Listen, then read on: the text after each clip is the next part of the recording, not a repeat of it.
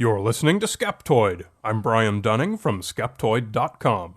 Speed reading. We've all seen films of speed readers going through books nearly as fast as they can physically turn the pages. It's enough to make anyone envious. Who among us wouldn't love the ability to pick up any book, flip through its pages in just a few minutes, and then put it down in record time with nearly 100% retention? When I look at my vast stacks of unread books, the idea is certainly a compelling one. Fortunately, for slow readers like myself, our demand-driven economy has responded with a product we can buy. Classes and techniques purporting to be able to turbocharge our reading speeds to thousands of words per minute. The most often cited speed reader is the late Kim Peek, the famous savant upon whom the Rain Man character was based. His mental abilities were so vast and varied that speed reading was hardly the most remarkable, yet it was still really something. He read 2 pages at a time, the left page with his left eye and the right page with his right eye. Estimates of his speed vary, but 10,000 words a minute is the number I found most often. Peek had a unique hardware arrangement driving this ability, though. He was born without a corpus callosum, the connection between the 2 brain hemispheres, and it's possible that his 2 hemispheres were able to process the pages he read in parallel. Kids, don't try this at home. The most famous speed reader is probably John F. Kennedy, who spoke about it often and is said to have had his staff take Evelyn Wood speed reading classes. 1,200 words per minute is the number cited for Kennedy. However, we'll look a little more closely at this in a few moments. The Guinness Book of World Records does list a fastest reader, Howard Berg, who claimed 25,000 words per minute, nearly as fast as one can fan the pages of a book.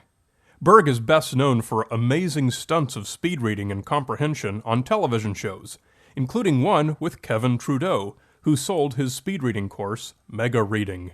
But his claims were not without controversy. First, his TV stunts were incredible, but they never came near approaching 25,000 words a minute.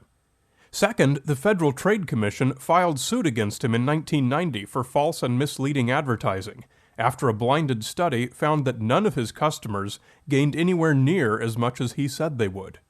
Still, the fastest of those tested had quadrupled their speed to 800 words per minute. How fast is 800 words a minute?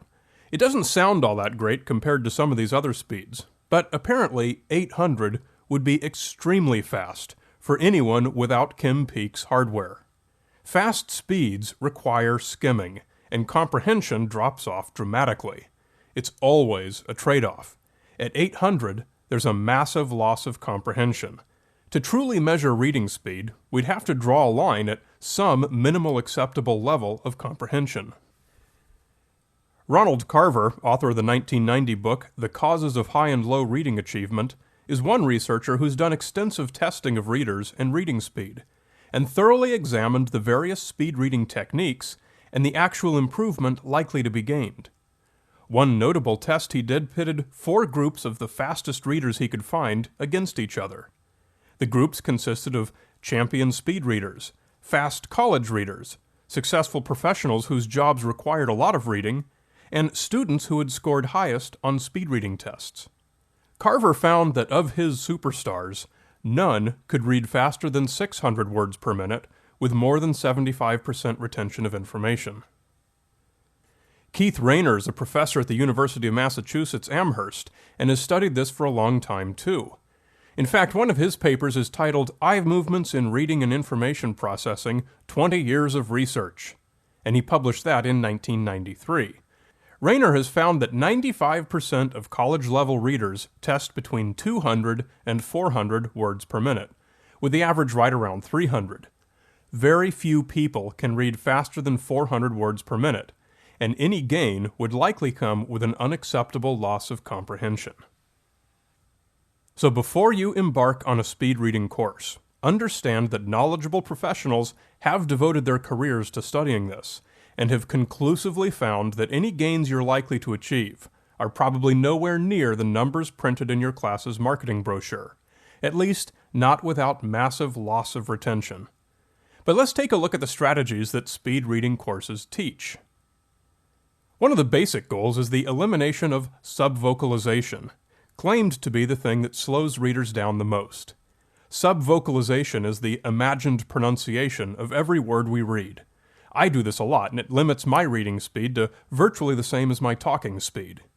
Subvocalization is even accompanied by minute movements of the tongue and throat muscles. Nearly every speed reading class promises the elimination of subvocalization. Here's the problem with that. You can't read without subvocalization. Carver and Rayner have both found that even the fastest readers all subvocalize. Even skimmers subvocalize key words. This is detectable even among speed readers who think they don't do it, by the placement of electromagnetic sensors on the throat which pick up the faint nerve impulses sent to the muscles. Our brains just don't seem to be able to completely divorce reading from speaking. NASA has even built systems to pick up these impulses, using them to browse the web or potentially even control a spacecraft. Chuck Jorgensen, who ran a team at NASA in 2004 developing this system, said, "Biological signals arise when reading or speaking to oneself with or without actual lip or facial movement. A person using the subvocal system thinks of phrases and talks to himself so quietly it cannot be heard, but the tongue and vocal cords do receive speech signals from the brain." In fact, scientists have a term for reading in this way. They call it rodding, a combination of the words read and audio. To truly comprehend what your brain is seeing, nearly all of us must rod the words, fastest speed readers included. Fast readers need not be fast speakers. They simply have what's called a larger recognition vocabulary. Rodding an unfamiliar word is subvocalized more slowly than a word already stored in our recognition vocabulary. We've learned that your recognition vocabulary, and thus your reading speed, can actually be improved, but the real technique is the opposite of what's taught in speed reading classes. Focus instead on reading comprehension. This will improve your recognition vocabulary, and you will probably begin to read faster. Thus, elimination of subvocalization is a gimmicky claim. It sounds logical, and it's an easy sell. By skimming a text, you can subvocalize less of it, and you will comprehend less of it. Rodding the complete text is the only way to actually read it. Another strategy taught in speed reading is special eye movements. These are usually things like reading lines backwards and forwards, and taking in several lines of text at a time. Again, this gimmick sounds like an attractive superpower to have, but it's counterintuitive to the way our brains actually process text. Those of us who aren't Kim Peek need serial input. Here's what's happening when you read. First, your eye lands on a point in a printed sentence. This is called a fixation, and it lasts on average a quarter of a second. Your eye then moves to the next fixation, and this movement is called a saccade, and takes a tenth of a second. After several saccades, your brain needs time to catch up and comprehend. This takes anywhere from a quarter to half a second. Half a second is a long time, and that's the rodding catching up with the saccades. Is it possible to fixate once in a group of 10 lines of text and actually take it all in? Well, maybe, but only with a sufficient pause to comprehend before moving on. Speed reading teaches you to skip this pause, and thus your brain will not process the majority of what your eyes pass. If we look back at the test that found Howard Berg's students improved to as much as 800 words a minute, we have to keep in mind that speed and comprehension are a trade-off. Whether 800 words a minute constitutes a passing score depends on what kind of comprehension threshold is set, and also what kind of text it was. When The Straight Dope administered its own speed reading tests, they found that people who had not read the texts at all often scored nearly as well on comprehension questions as the speed readers, when the text was general enough. In other words, it's very easy for professionals like Evelyn Wood or Howard Berg to control the conditions of the test to produce amazing results, good enough to impress television hosts, and to sell classes to lay people. So what about John F. Kennedy and his 1,200 words a minute? Kennedy biographer Richard Reeves looked into this. The 1200 number comes from an off-the-cuff guess made to Time magazine's White House reporter. The reporter called the Evelyn Wood School where Kennedy had taken his speed reading class, but found that he had no score, as he'd never completed the class and actually been timed.